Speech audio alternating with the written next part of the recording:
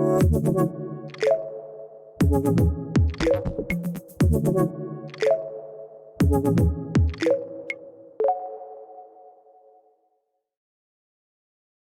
ora, folks, and welcome to COVID Chat on the 7th of May here at Alert Level 3 in New Zealand. I'm Dr. Siouxsie Wiles, and joining me is Damien Christie from the Aotearoa Science Agency. Hi, Damien.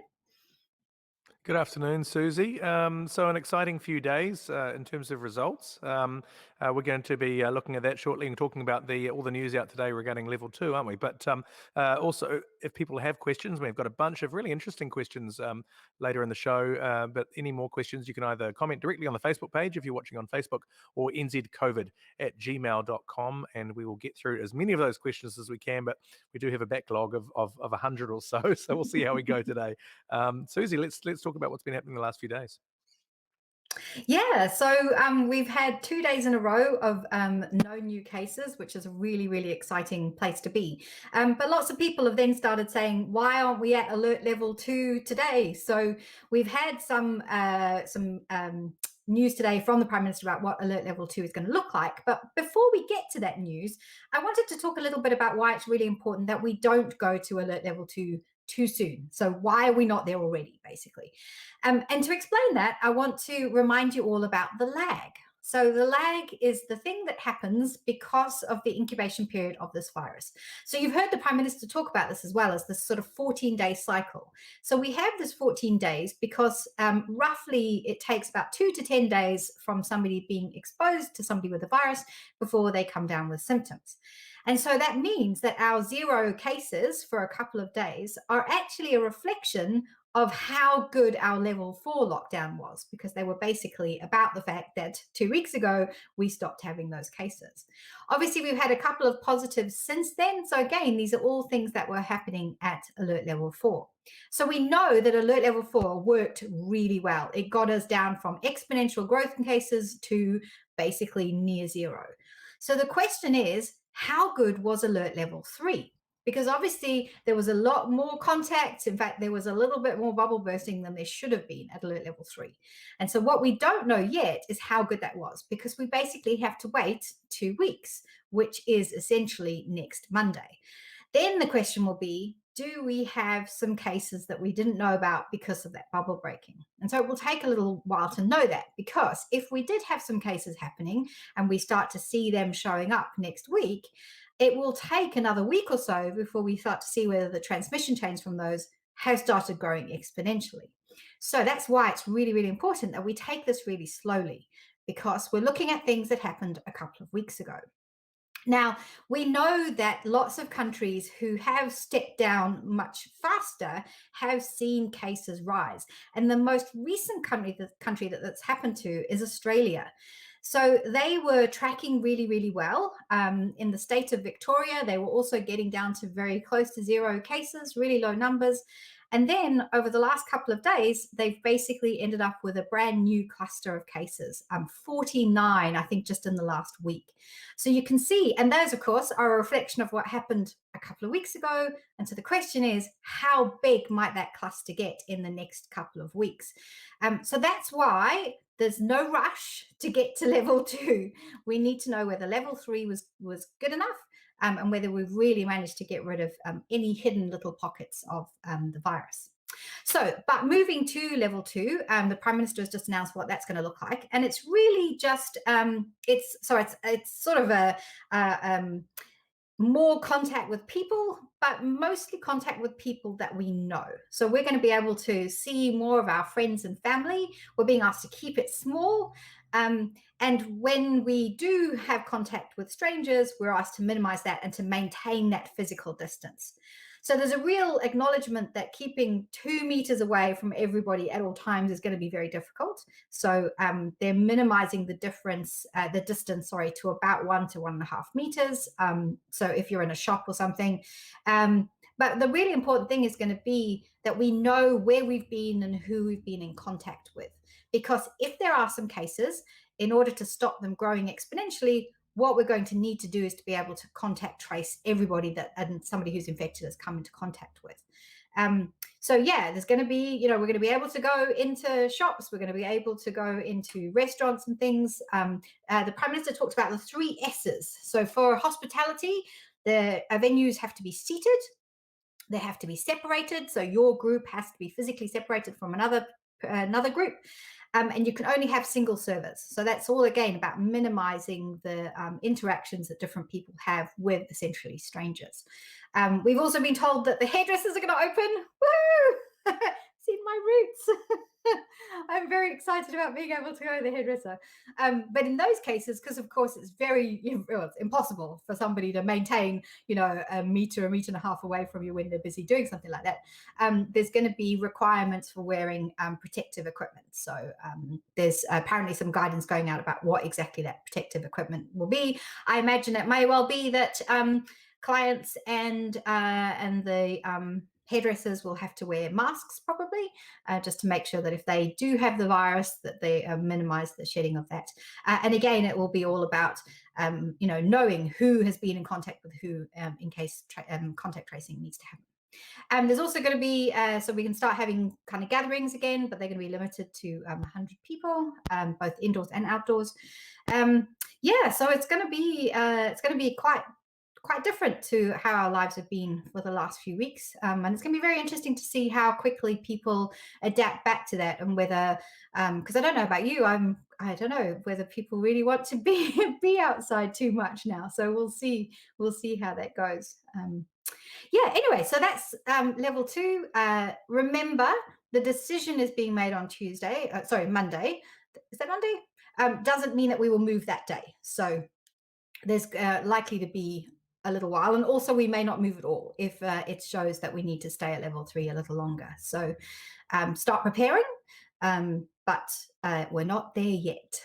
Damien.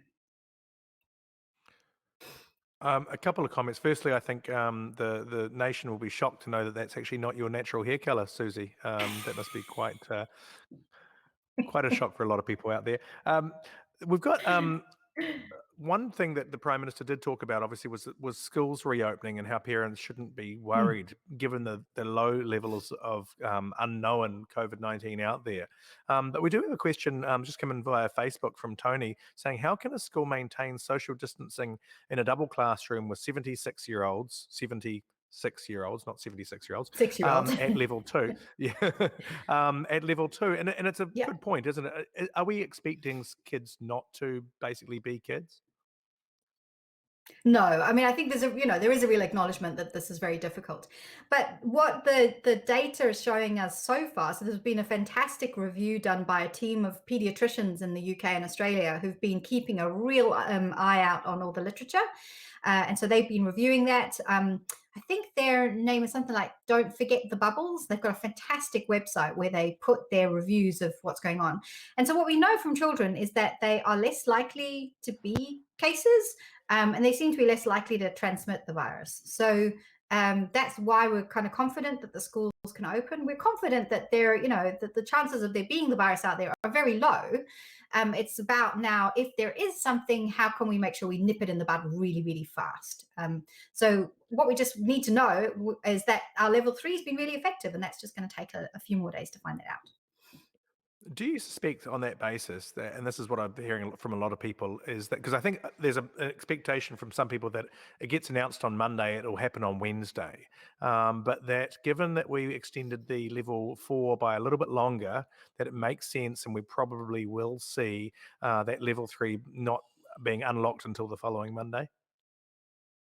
Yeah, or whether they leave it till the weekend or something, because I guess that's what the hospitality industry will be sort of arguing for. I mean, the Prime Minister also made really clear today that that schools would start on a Monday, whatever week that we decided to move to level 4. So even if the decision was made for that to happen sometime next week, the schools wouldn't start until the following Monday. So yeah, I mean, I'm hopeful that I'm hopeful that the data looks really good by the day the decision is made. But I do think we probably need an extra week or so just to make sure that that those gains are really set in. that we've had enough time at level 3, because I don't quite think that 2 weeks has been enough. But I'm not the one making the decision, so we'll see. We'll see what the Director General of Health recommends, and then what Cabinet decides, because obviously they'll be weighing up all sorts of things. Yeah. There'll be a lot of people hanging on your every word right now, and that I think when you said an extra week or so, they'll be hearing that or so, and they'll be going, no, not or so, not or so, maybe a week, but not or so. We've got a question. Jackie wants to know. We've got a good range of questions today, and a whole lots of different areas. Jackie wants to know more about bleach solutions. You've talked before that a good cleaning agent for COVID-19 is a conventional bleach mixed diluted with water. She just wants to know what is the dilution ratio that you'd use. This is for Yeah, so I safety use on basically spill put in surfaces. Yeah, so I kind of basically said this is the this is what you're looking for. You're looking for basically it's to do with the chlorine in it, and it kind of depends what the product is that you have and what concentration. It's usually hypochlorite, I think, what the or sodium hypochlorite, what the concentration is. So what we're going to do is we're going to put a link up on the Facebook page, because I found a fantastic resource out of the US that takes. So it basically says of all the different percentages of this for this compound that are in different bleachers, it tells you how much to put with how much water. So I'm going to give you that instead, rather than saying, add a teaspoon to whatever, because that might not be relevant depending on what you've actually got in your product. So we'll make sure that that's there. And they even have, so it's a bit of a long table. They've also got a little video there, and they have bits that are in cups, because the Americans like to use imperial, but they also have one that's in mils. So you will actually be able to measure stuff out using that. Cool. Jeff wants to know, and we have touched on this before, but how is the viral load measured, and what's the relationship between load and potential level of transmission? That's a great question. So we actually don't report that. It kind of depends on the way the test is done. So this is the genetic test. So the test that looks for the genetic material of virus. So one of the ways that this can be done is by what's called a qPCR method, which basically is like a quantitative method, and it's all to do with how quickly the reaction comes up positive. And so you can kind of, if it comes up positive really fast, then you can say, well, that probably had a very high load compared to something that takes a little bit longer. But that's never reported. So I don't even know whether they're actually even using that information when they're making judgments, or whether they're just saying it was a positive or a negative. Because it might also depend on what kind of, there are lots of different sort of enzymes and things that are used in this test. So that might also differ in when these things come up. So we just tend to get is it positive or is it negative, right? There was a study that's just been reported from Taiwan, actually, that looked at infectious. So when people were infectious, and sort of relating to that to symptoms. So it may well be that if you have a higher load of of viruses, you may well be more infectious and possibly have more symptoms, but it's not hugely clear about that. So, because we also know that people are infectious before they start to have symptoms, right? That's a few days before. So we'd expect that they have a high viral load then, but it tends to not be quantitated on in each individual. Does that make sense? Hope so. Absolutely, works for me. We've got a question here just coming from Dani, I think, on Facebook. If you were immune compromised, would you still feel comfortable about sending the kids back to school and heading out into the wide world in level 2? Oh, actually, so I don't know whether they've put out specific guidance, because so in countries like the UK, where they're saying, well, maybe some people can move around a bit more, but if you're in a vulnerable group, you should stay home still. But you have to remember, those countries they know they've got huge amounts of virus out there anyway. So we're in a really different position, and for us, it's much more, we expect that we have no or very close to no virus out there. And it's just, if there is some, it's about how we can really quickly stamp it out. So it's probably, again, this is also about us, being in contact with people that we know and stuff. So I would still recommend you keep your bubbles really small, and you do limit your interactions with strangers. But yeah, that's a tricky one. So I don't think the recommendation is, if you are a vulnerable person, you never go out. but I haven't actually gone to the website and seen that. I would have thought the Prime Minister would have mentioned that if it was in the expectations. So I'm imagining because we think the load is so low that it's probably okay for people to start moving around again. Keep washing your hands, keep taking all those normal Well, precautions that, yeah, that are out there. exactly. Yeah. That goes I without think saying. we were just talking before the show about this, Susie. When the Prime Minister says, for instance, there will still be some COVID out there that we don't know about. She's not actually talking about someone in Te Awamutu, a completely random person who just happens to have COVID and is spreading around there. This will almost always be associated with known clusters or known cases, right? Yes, it is just whether it's been a bubble bursting that wasn't known about, or that that's sort of taken a bit of time to kind of manifest itself, I guess.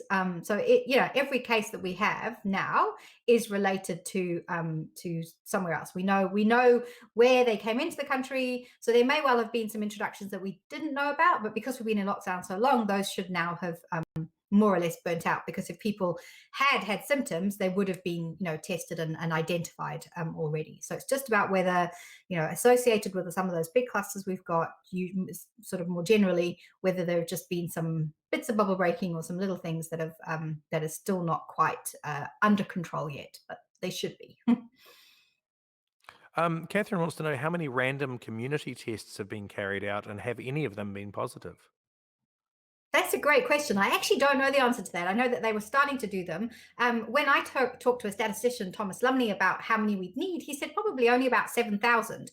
That would be enough to know that if we got basically one of those, it would essentially explain what our low prevalence was. So we've had, I don't believe anybody has tested positive through the ones that we've had. I believe they will be in the thousands, because they were certainly doing hundreds every day for quite a few days. So I mean, we've seen, there were still, whatever it was, several thousand people tested yesterday, of which we're getting, almost no positives back. So it's looking really promising. And what we're also telling people is, if you have any signs of any respiratory, infection, any kind of cold or any of those kind of symptoms, go forward. And so it's really promising that people who have those sniffles are going forward, and they are absolutely nothing. So but remember, if you have them, no, go forward, because it's really, really important that we make sure it's not COVID-19.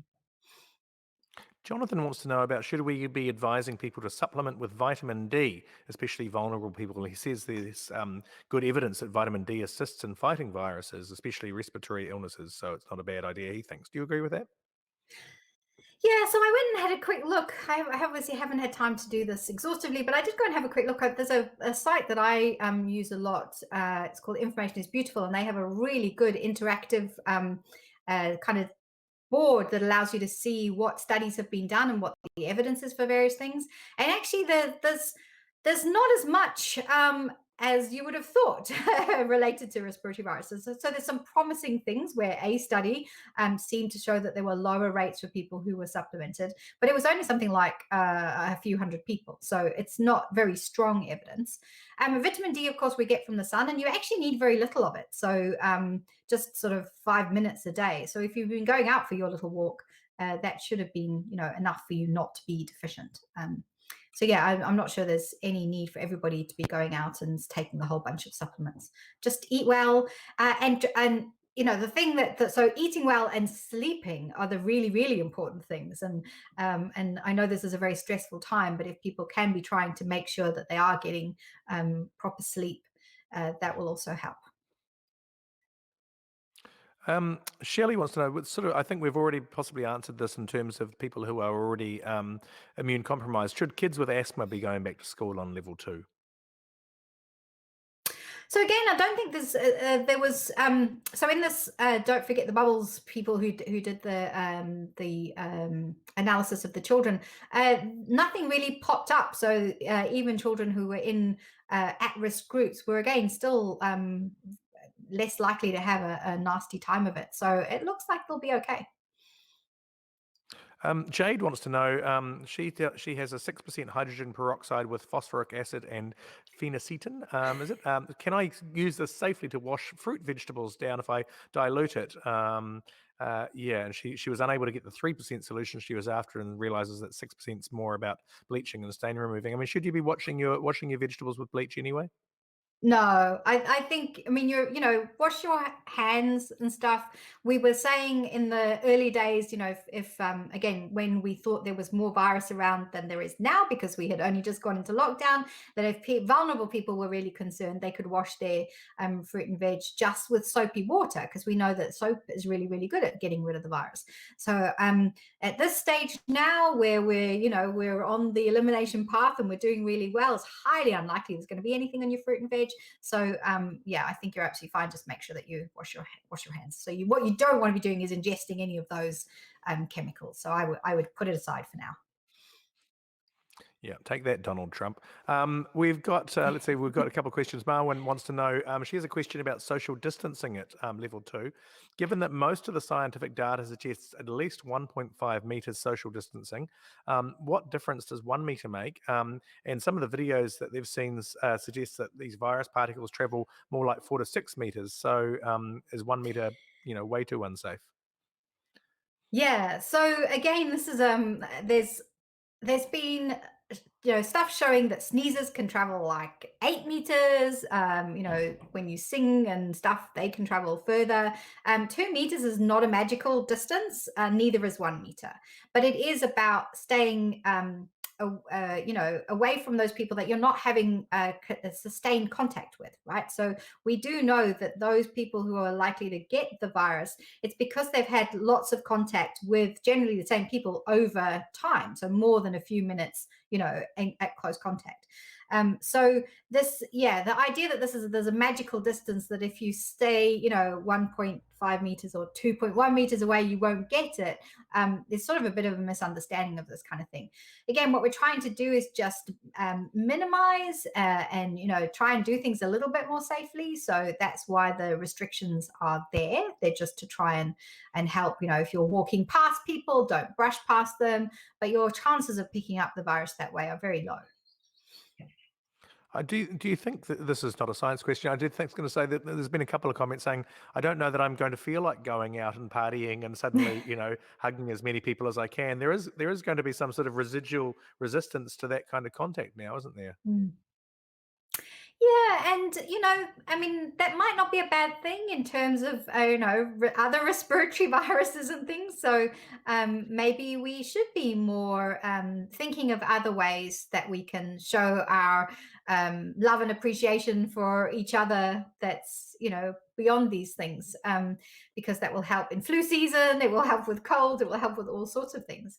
I guess the important thing is that you you find a way that works for you and the people that you are showing your appreciation of, or that you're showing your love and affection for, in a way that doesn't make anybody uncomfortable. So, have a discussion about it. Say, like, hey, family or friends, I love you all, but I'm not ready for hugs yet. And you may well feel that find that they feel the same. I think as long as you communicate with each other, and so that you know how you feel about each other, that's really important. There are also lots of people who actually have loved this period because they don't like being hugged by people. And so, again, just communicate with each other, because I think there's all sorts of really good things that can come out of this moving forward. We've got to look for the silver linings, I think. Couple of final questions. This is a really good one from Maureen. It's either going to be a big yes or a no, I think. There are some suggestions from epidemiologists that the virus can remain in the body for years and can reinfect or resurge at a later time in someone's life. I think maybe talking about viruses more in general. Is that the case? Yeah. Have you heard of that? Yeah, well, so obviously with this virus, we haven't had it for long enough to know that it can kind of surge back years later. My understanding from the coronaviruses is this is not the case. So the viruses, I guess you're thinking of, are things like chickenpox, which basically hides in the nerves and then kind of comes out as shingles years later. So quite different kinds of viruses. So we have no indication that that's going to happen in this case. but it was also one of the reasons why I was very reluctant to support the kind of herd immunity. In fact, while I was reluctance would be an understatement. I really opposed the idea of going for herd immunity because we just don't know what the long-term consequences of infection are. What does seem to happen is that people clear the virus, but they can end up having consequences that are just related to their immune response. So their body then starts to do something weird later. That's something we also know for other viruses. You can get the syndrome called Guillain-Barré syndrome, which happens kind of months to years later. The virus is completely gone, but your body ends up having a weird response that can happen at any time. And so that's the thing that might end up happening to people who've had it. And hopefully we won't see almost any of that here because we've had such a low number of cases. Kyle wants to know, hi Kyle, can we please clear up the definition of a probable case and what that means for our statistics? Someone else had pointed out, had noted that we seem to be, when we were getting sort of, small numbers, but not zero of cases, often there'd be two probables and one confirmed, and that may really throw out our stats. Yeah, so most countries are reporting only confirmed cases, and that is by basically this genetic test. So, have they been able to find evidence of the virus? We do know that some people test negative who have the virus, and that is because perhaps the test is basically taking the swab and swabbing the back of the sort of nasopharynx, and sometimes you don't quite get enough cells, or in some people they've tested negative there, but when you basically put a bit of liquid into their lungs and kind of swirl it around and take that liquid out, there is virus there. Now that doing that, it's called a lavage, an alveolar lavage, is pretty awful. Like basically shoving liquid into somebody's lungs is not a pleasant experience, and so it's not something that's done routinely. So if a person has all the signs, they do have what looks like COVID-19, and they've had contact with somebody who has COVID-19, then rather than subjecting them to that procedure, they'll just say, okay, well, we'll count you as a case. I mean, it then turns out for some people, it's turned out that they've counted them that way, but then managed to sort of discount them. So I don't know how they've done that, but the best thing that we've done is to treat those people as though they were infected, just in case they were, because that would then mean that they were isolated and we wouldn't see further spread. So that's an important thing. But what we report to WHO are our confirmed cases, and I think it's really important for us actually to have a bigger picture, because we know that the test can sometimes be negative in somebody who has the virus, than those countries who have just basically actually even limited who they test. And so they really only test very sick people, and they have no idea what numbers of people have actually been infected.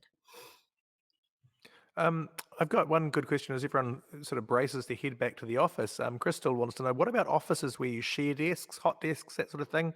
Is it something that could be risky, or does that become your work bubble?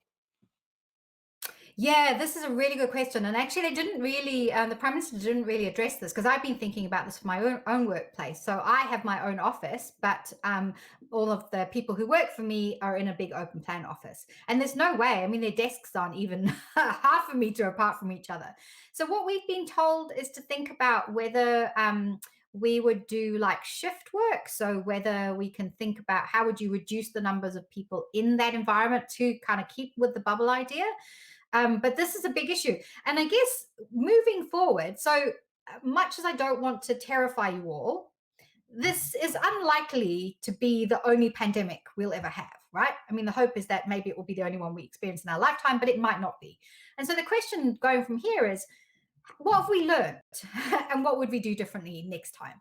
And so there is lots of evidence that open plan offices are a bad idea for people's mental well-being for all sorts of reasons.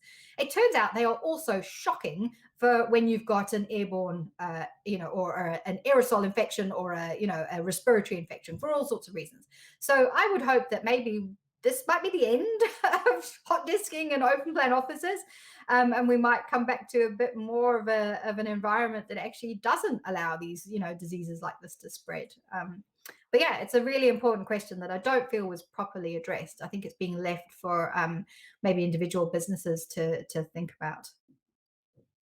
You say this just as I think every corporation in New Zealand has finally knocked down all those walls and designed these funky open plan offices with hot desking and all these sorts of things. And yeah, it could be the end of But that. most A lot people of work for hate the them, right? architects. I mean, they're terrible for Yeah. productivity and all sorts of things. Great for Mm. communication, apparently. I don't know. I've heard. Look, that's fantastic. We've got lots of viewers, lots of comments, lots of questions coming in, but I think we'll call it for there. Thank you once again for giving up your precious, valuable time, Siouxsie, and answering so many questions for people. Oh, my pleasure. It was great to see you all. Well, virtually see you all. And thanks for watching. Cool. We will be back next week, probably about the same time next week, with what may be our last show in level three, or who knows, may even be our first show in level two, and we'll work out what we're doing from there. Thanks, everybody. Be safe, and we'll see you again soon.